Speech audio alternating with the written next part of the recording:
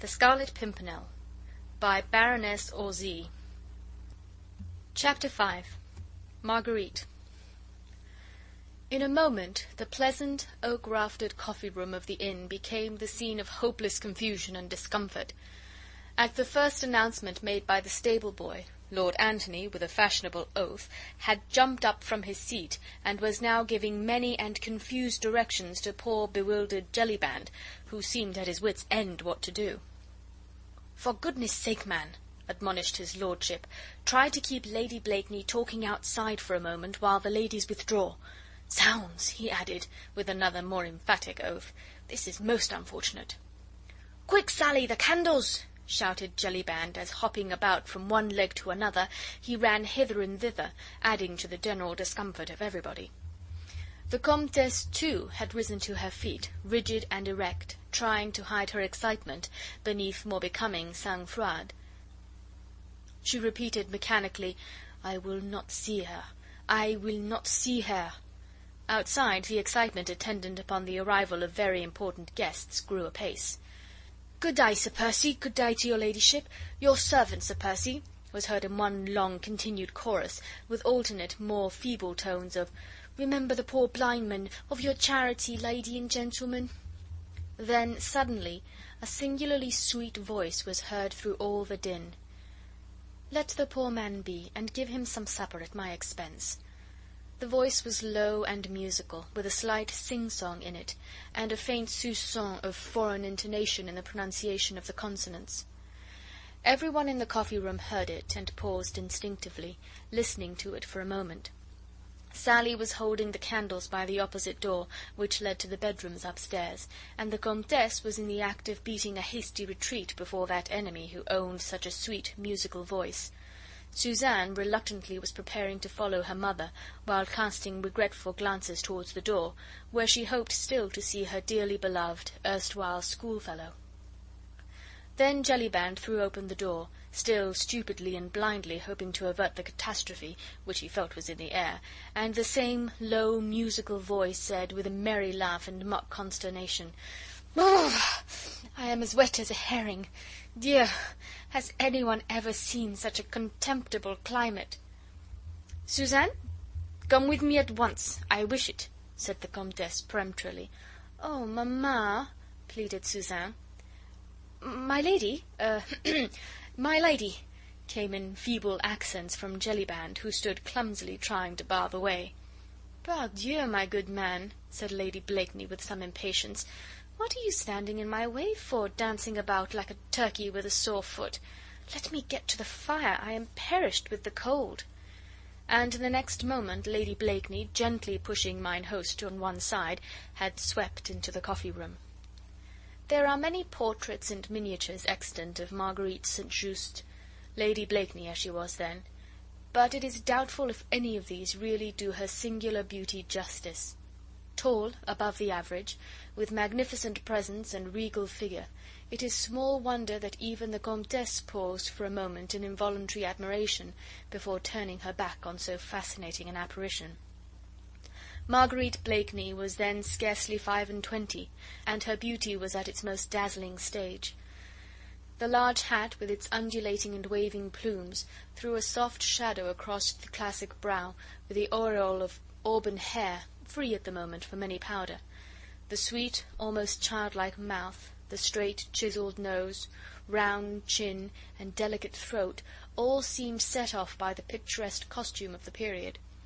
The rich blue velvet robe moulded in its every line the graceful contour of the figure, whilst one tiny hand held, with a dignity all its own, the tall stick adorned with a large bunch of ribbons which fashionable ladies of the period had taken to carrying recently. With a quick glance all around the room, Marguerite Blakeney had taken stock of everyone there. She nodded pleasantly to Sir Andrew Ffoulkes, whilst extending a hand to Lord Antony. "Hello, my Lord Tony! Why, what are you doing here in Dover?" she said merrily. Then, without waiting for a reply, she turned and faced the Comtesse and Suzanne.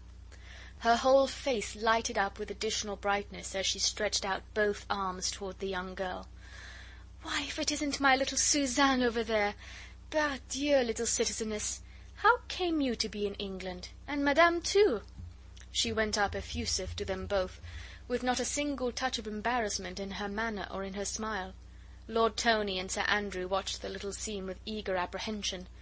English though they were, they had often been in France, and had mixed sufficiently with the French to realize the unbending hauteur, the bitter hatred with which the old noblesse of France viewed all those who had helped to contribute to their downfall. Armand St. Just, the brother of beautiful Lady Blakeney, though known to hold moderate and conciliatory views, was an ardent republican. His feud with the ancient family of St. Cyr, the rights and wrongs of which no outsider ever knew, had culminated in the downfall, the almost total extinction of the latter. In France, St. Just and his party had triumphed, and here in England, face to face with these three refugees driven from their country, flying for their lives, bereft of all which centuries of luxury had given them, there stood a fair scion of those same republican families which had hurled down a throne and uprooted an aristocracy whose origin was lost in the dim and distant vista of bygone centuries. She stood there before them, in all the unconscious insolence of beauty, and stretched out her dainty hand to them, as if she would, by that one act, bridge over the conflict and bloodshed of the past decade. "Suzanne, I forbid you to speak to that woman," said the Comtesse sternly, as she placed a restraining hand upon her daughter's arm. She had spoken in English, so that all might hear and understand. The two young English gentlemen, as well as the common innkeeper and his daughter. The latter literally gasped with horror at this foreign insolence, this impudence before her ladyship, who was English, now that she was Sir Percy's wife, and a friend of the Princess of Wales to boot. As for Lord Anthony and Sir Andrew Ffoulkes, their very hearts seemed to stand still with horror at this gratuitous insult. One of them uttered an exclamation of appeal, the other one of warning, and instinctively both glanced hurriedly towards the door, whence a slow, drawly, not unpleasant voice had already been heard.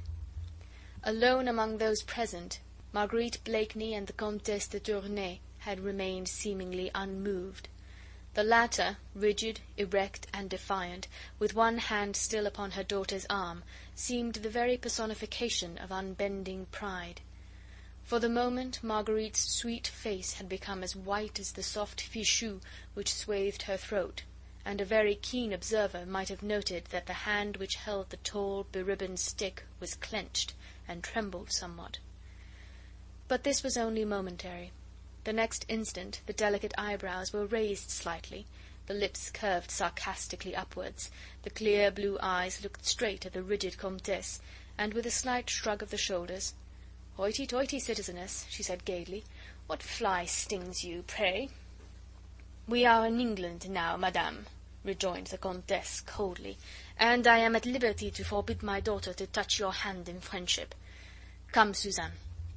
She beckoned to her daughter, and without another look at Marguerite Blakeney, but with a deep, old-fashioned curtsy to the two young men, she sailed majestically out of the room.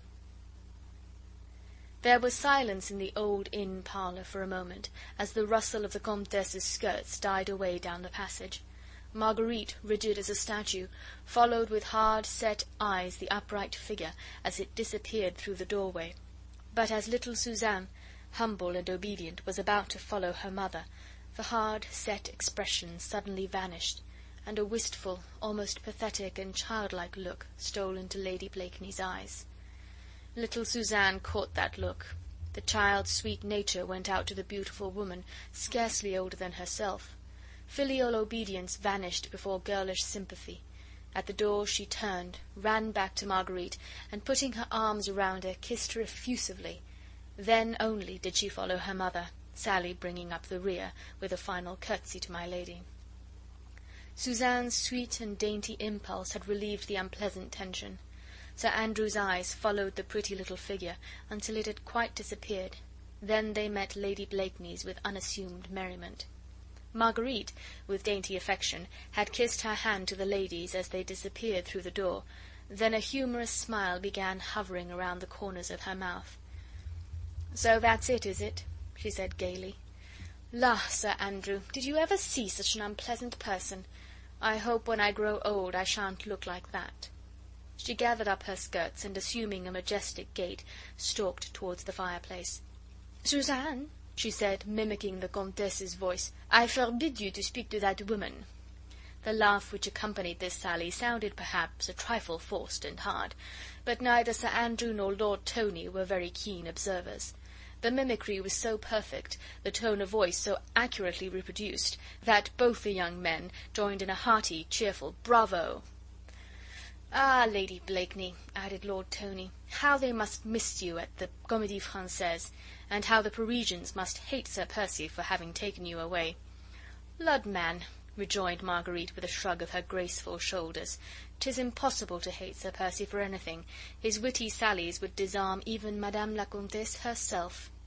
The young Vicomte, who had not elected to follow his mother in her dignified exit, now made a step forward, ready to champion the Comtesse, should Lady Blakeney aim any further shafts at her.